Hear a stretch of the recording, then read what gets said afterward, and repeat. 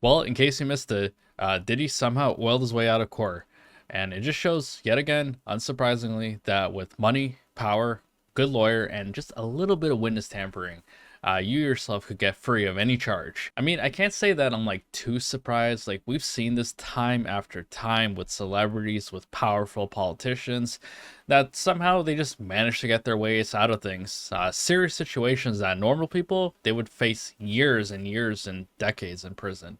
But somehow did he somehow beat the charges? I mean, clearly the Johnson & Johnson investors somehow predicted this right before the trial. But in all seriousness, like, how did he even get off of this? And yes, in case you missed it, he really got found guilty of 2 charges.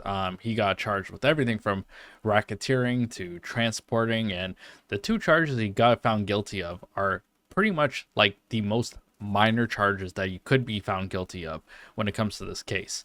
And he's facing essentially a maximum of 10 years in prison. And I'm sure with the lawyers that he has and how this trial has been going, he's barely going to face any time. You know, at the most, he's going to maybe get some probation. And I'm sure it's going to be a very laid back probation setting. So, I mean, I don't have any hope remaining when it comes to this case. He was found guilty of transportation for prostitution, which is the lesser of the 5 charges. Each one carries a maximum sentence of 10 years in prison. The others, there were a minimum of 15 and potentially life in prison. Right. And right now, his attorney, Mark Agnifilo, is arguing with the judge to let Sean Combs walk out right this second.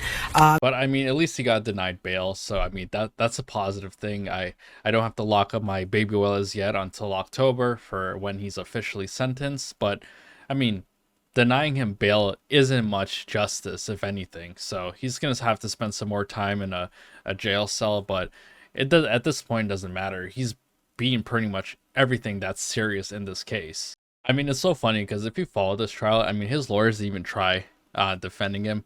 They're pretty much saying that yes, he's controlling, yes, he's a freak, he's weird, but look at these couple text messages that Cassie sent. So she's definitely into it as well, and that was basically his defense. I mean, the footage coming out of just everything that's happened, none of it mattered. You know, the witnesses speaking on the stand, even his lawyer literally quitting during the trial did not matter. He still was found not guilty of majority. Never will get over the treatment that she suffered. If we didn't have that video, I'm sure Sean Combs would have denied that there was any physical incident at the hotel on that day. If she didn't have the pictures and photographs of other incidents, he would have denied those as well. And so obviously the video shows what he did.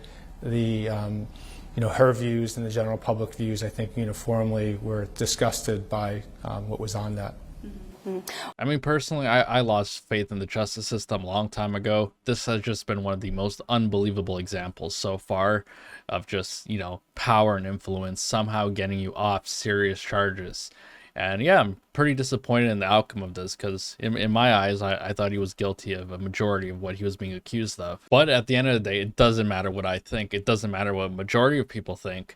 That's not how the criminal justice system works, and somehow the jury found him not guilty of all of this. And it's so crazy because I don't even think this is going to affect his career much. Like, I'm pretty sure if I had to guess, he's going to do a couple interviews, maybe some apologies in the future, and with enough time, the public will forget about this, just like every other celebrity that has been accused of insane crimes. And I mean, if anyone was involved in this case, just run. Just run. I mean, Diddy has proven in this trial that he's a complete psychopath. It's just what a fucking disaster this case has been. We'll see during sentencing what happens, if anything, if he faces any serious consequence for doing all of this. Well, anyways, that's the video, guys. Please like and subscribe. I really appreciate the support.